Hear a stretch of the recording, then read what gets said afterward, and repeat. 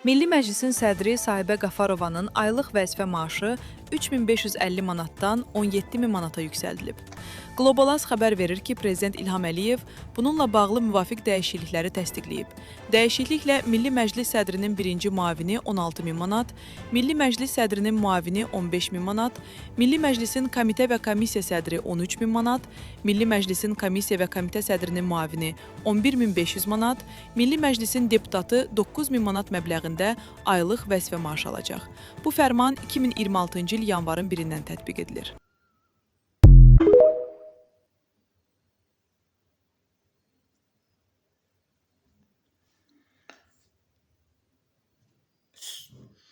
Söz tapmıram. Deməyə söz tapmıram. Ümumiyyətlə, millət vəkillərinin pula ehtiyacı var. Hörmətli millət vəkilləri, sizin ümumiyyətlə pula ehtiyacınız var. 3000 neçədən birdən-birə sizin əmək haqqı qaldı. 15, 16, 17, 20 minə yaxın sizin əməklarınız qaldırılıb. Təbii ki, mən dövlət başçısı imza qoyub, onun imzasına sizin əmək qaldırılıb. Amma siz özünüz utanın da. Siz özünüz utanın. Bilirsiniz nəyə görə? Təbii ki, hamıya şamil etmirəm, bəzilərinə edirəm. Bəzilərinə deyil, daha çoxlarına bunu şamil edirəm fikirlərimi ki, torpaq qoymamışsınız rayonlarda, bölgələrdə. Binalarda, tikilən bütün binalarda mənzilləri siz almışsınız. Nə bilim, restoranlarınız, otelləriniz. Mən bir yaxınlarda bir şey eşitdim, bir hamamı göstərdilər. Bilmirəm nə qədər düzdür, nə qədər yalandır. Dedilər, o hamam filan millət vəkilinin hamamıdır. Gedib çinmək üçün yox ha. Dedilər ki, o hamam, bu hamam obyekt kimi onundur. Təbii ki, ora işlədilir. Oradan gələn gəlirdəki millət vəkilinin cibinə yönəlir. Demək istəyirəm ki, sizin pula ehtiyacınız yoxdur. Mən düşünürəm ki, siz imtina etməliydiniz. Niyə görə? Torpağı siz almadınız.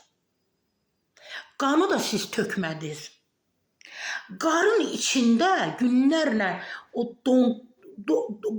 əlləri don vurmuş, o döyüşçülərin yanında siz olmadınız.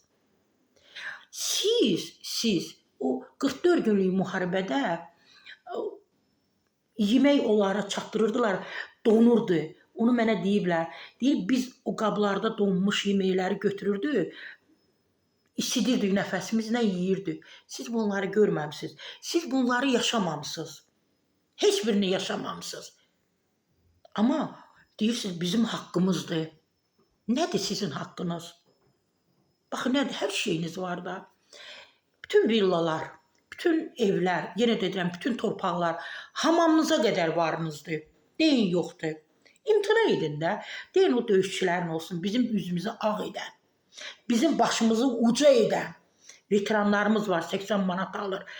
Gəlin pulumuzu yönəldək onlara, o veteranlara. Mən veteranlar tanıyıram ki, deyir, Sara xanım, mən neyinim yaralanmamışam.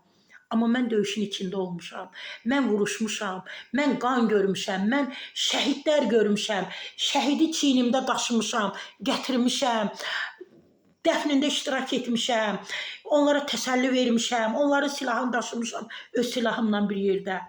Edin də, öz əmək haqqınızı onlara yönəldin də, hörmətli millət vəkilləri.